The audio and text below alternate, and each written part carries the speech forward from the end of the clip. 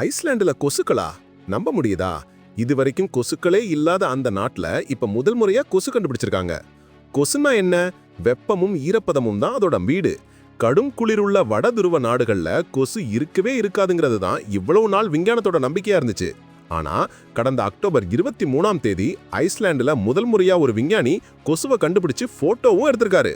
அரசாங்கமே இதை அதிகாரப்பூர்வமா அறிவிச்சிருக்கு. விஞ்ஞானிகள் இத உலக வெப்பமயமாதலின் புதிய சுற்றுச்சூழல் எச்சரிக்கைன்னு சொல்றாங்க. இனிமேல் அங்க கொசுகுங்க வாழ முடியுமாங்கிற கேள்வி எழுந்திருக்கு. இது உலக காலநிலை மாற்றம் நம்ம பூமியில கால் பதிக்க ஆரம்பிச்சிருக்குங்கிறத காட்டும் பெரிய அடையாளம். அங்க வந்ததே அந்த கொசுகளுக்கு ஒரு சவால் தான்.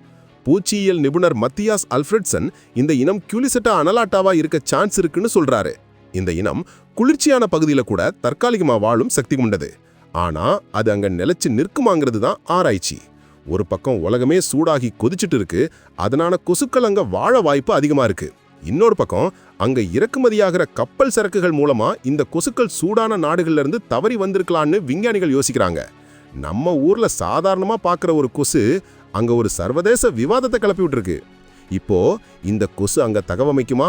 இது உலக வெப்பமயமாதலின் விளைவா இல்லனா வெறும் மனித செயல்பாட்டின் விளைவாங்கிறது கூடிய சீக்கிரத்துல தெரிஞ்சிடும். ஆனா ஒண்ணு மட்டும் நிச்சயம், இந்த சம்பவம் உலக காலநிலை மாற்றம் உலகத்தோட எல்லா மூலைகளையும் விட்டு வைக்க போறதில்லைங்கிற ஒரு கடுமையான எச்சரிக்கை.